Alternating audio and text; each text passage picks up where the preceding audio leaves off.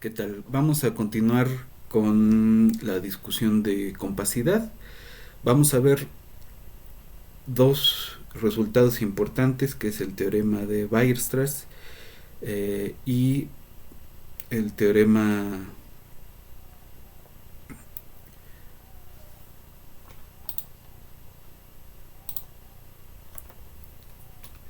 de Weierstrass, el lema del Bolzano y el, algunos resultados de Borel y Heine. Sobre todo, el resultado que más nos interesa es mostrar que un subconjunto de R es compacto si es cerrado y acotado.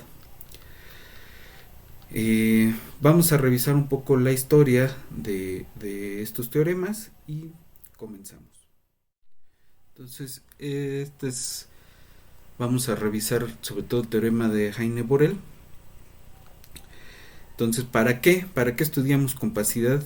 Pues la compacidad es uno de esos temas que fue de los favoritos de la última mitad del siglo XIX. Como algunos de ustedes saben, el, eh, el análisis surge de la necesidad a partir de la segunda mitad del siglo XIX de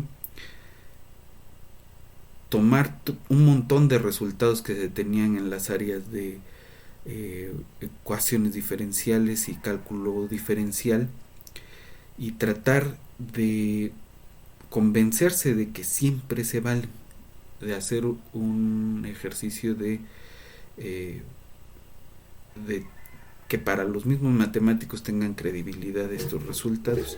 De allí surge la idea de formalizar un montón de resultados y un montón de conceptos que ya se manejaban desde antes.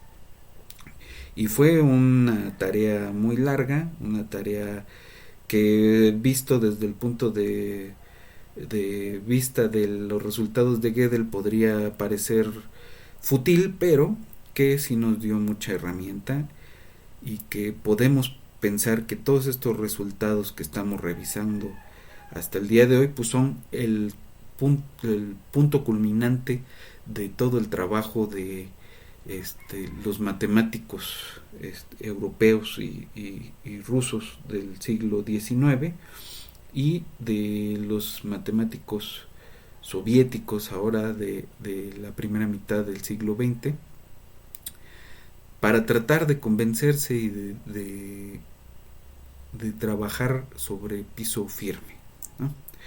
Entonces, hay muchos son los autores que participaron en esta actividad. Uno de ellos fue Cantor estableciendo esta idea de los conjuntos y de trabajar con conjuntos infinitos y demás. Y luego vinieron Weierstrass, Hausdorff, Dedekind y luego toda la escuela de Bourbaki, la escuela soviética, que fueron los que intentaron hacer del rigor pues el nuevo sello de las matemáticas. Por ahí va a salir también gente de la escuela de Poincaré, etcétera, ¿no? Entonces hay dos caracterizaciones principalmente que una depende del análisis de sucesiones de números reales, que fueron un poco el acercamiento de Bolzano y de Weierstrass, y la otra es de las características topológicas del espacio, que ahí viene Heine, Borel y Lebesgue y un francés que vamos a revisar que se llama Cousin, que no obtuvo ningún crédito por sus resultados, ¿no? Entonces el primer teorema que vamos a revisar va a ser este de Weierstrass, ese va a ser el punto culminante de esta clase, que toda función continua en un intervalo, él escribió en su momento limitado, pero es cerrado en el sentido que nosotros lo conocemos ahora, alcanza allí uno de sus valores extremos, o como dijo él, máximos.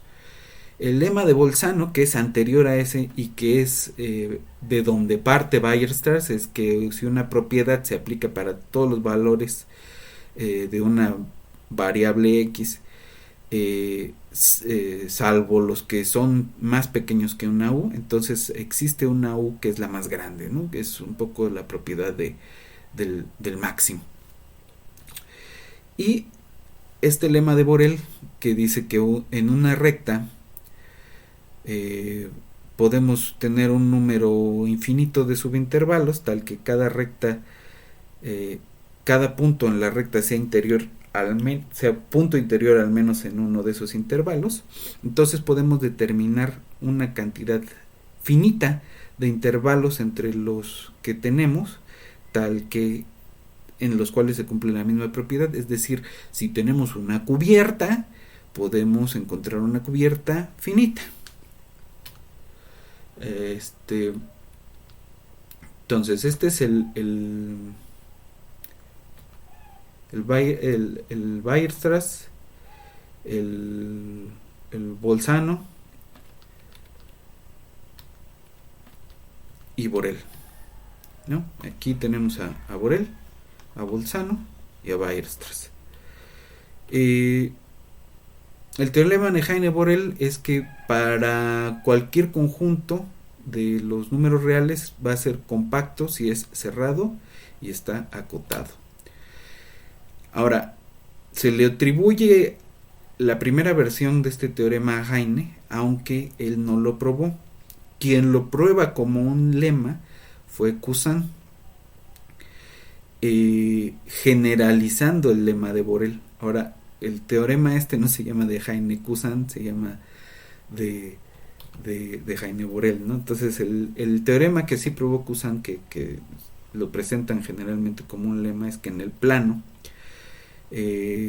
si se tiene lo que él le llama un área conexa, que pues es un simplemente conexo, se supone que en cada punto o en el perímetro, en la frontera de ese conjunto, se puede dibujar un círculo de radio mayor que 0 con ese punto como centro. Entonces siempre es posible subdividir ese conjunto en regiones finitas en número, es decir, en un número finito de regiones suficientemente pequeñas para que en cada una de ellas el círculo esté completamente dentro y corresponde al punto elegido adecuadamente en ese o en la frontera de ese. Es decir, esta idea de los conjuntos abiertos como aquellos donde podemos meter bolas abiertas. No encontré, o sea, Cousin es tan ignorado que no hay en internet una sola imagen de él, pero este es el Poincaré, y el Poincaré fue el asesor de doctorado de Cousin. Otra vez el Borel y el Heine. Entonces hay en este caminito de ir definiendo las cosas, hubo varios intentos por definir la compacidad, que es el tema que nos está llamando ahorita, ¿no? Entonces uno de los que intentó hacer una cosa parecida fue Fréchet, y Fréchet le llama compacto a cierta clase de conjuntos definidos de esta forma, ¿no? Si tenemos una sucesión de subconjuntos cerrados en E, no vacíos, de modo que el siguiente es un subconjunto para están anidados, ¿no? Y hay al menos un elemento que pertenece a todos los CNs.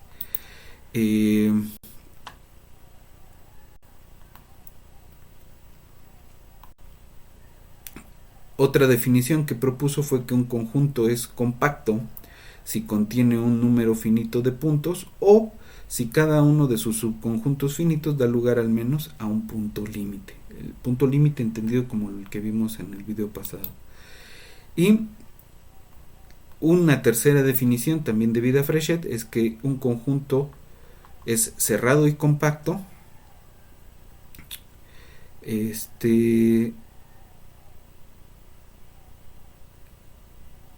si es cerrado en el sentido que conocemos y compacto según la definición esta de arriba de Fréchet. Si se fijan bien, en ninguna de estas dos se le pide una propiedad parecida a la cerradura, ¿no? Esa idea topológica vino después. Este es el Fréchet. Vino después, no con Hausdorff, pero Hausdorff iba en ese camino. Hausdorff propuso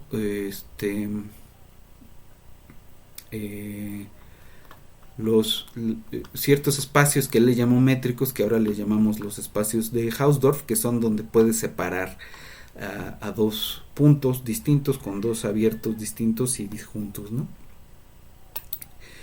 Y Hausdorff partía de la idea de Fréchet, pero topologizándola, si quieren, ¿no? Este es el Hausdorff. Y quienes le pegan bien a lo que hoy es el concepto de compacidad son los soviéticos Alexandrov y Urysohn, los dos matemáticos soviéticos. En la literatura le llaman rusos, pero realmente en el tiempo que ellos trabajaron era en los primeros años de la Unión Soviética, y fueron los primeros en formular la forma más abstracta y más general de las ideas de Fréchet. Y sí, ellos se carteaban con Fréchet y todo, pero esa formulación que nosotros usamos no se le debe a los franceses, no se le debe a los alemanes, se le debe a dos soviéticos, Alexandrov y Urysohn. Que aquí está el Alexandrov y Urysohn, que era un poquito más joven, pero que ambos fueron grandes impulsores de la matemática en su tiempo, ¿no? Entonces ahora sí, vamos a continuar con esta proposición de que el cubo cerrado, que es el conjunto de las vectores en Rn tales que sus componentes están metidas en un intervalo cerrado, es un conjunto compacto, ¿no? Entonces vamos a la prueba. Supongamos que no, que ese cubo en Rn no es un conjunto compacto. Entonces existe una cubierta abierta, que le vamos a llamar C chistosa, de Q, tal que ningún subconjunto finito de ella es cubierta de Q. En consecuencia, si subdividimos a Q en varios cubos cerrados del lado R, digamos una cantidad par de ellos, se cumple que al menos uno de ellos no está en la unión finita de elementos de la cubierta. Tomamos ese cubo, ahora lo dividimos otra vez con un lado más pequeño, ¿no?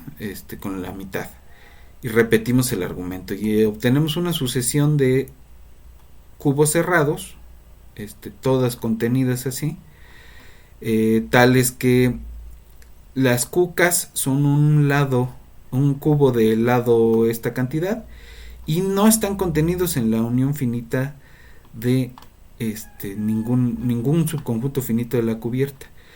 Ahora vamos a llamarle Xi al vector que es el centro del cubo QK.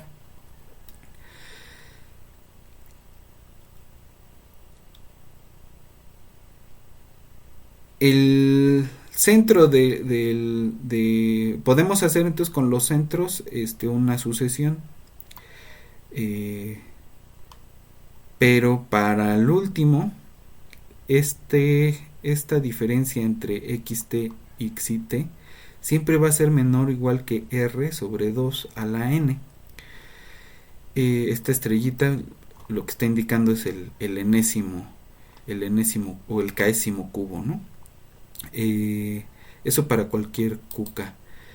Es decir, partimos del cubo, podemos pensarlo como un cuadrado en el plano, y suponemos que en uno no quedó, ¿no? Y ese 1 lo vamos a subdividir en otros 4, Y de ese uno no quedó. Y ese uno lo vamos a subdividir en 4. Y así nos vamos subdividiendo. De tal forma que el Xi' está en QK para las J mayores o iguales que K. Así que se tiene esta desigualdad. Ahora, para cada I, la sucesión de las Xis, Is es una sucesión de Cauchy por esta condición de acá. Y en consecuencia existe epsilon 1 tal que existe el límite, ¿no?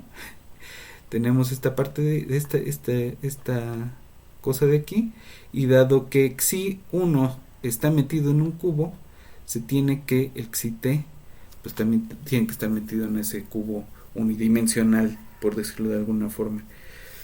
Entonces todo el centro de Q debe estar ahí. Y puesto que la C era una cubierta de Q, entonces existe un U en esa cubierta tal que está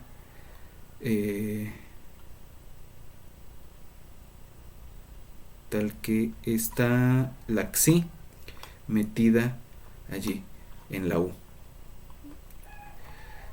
Ahora bien, U es abierto, entonces existe epsilon mayor que 0 tal que la bola con centro en Xi y radio epsilon está completamente metida en U.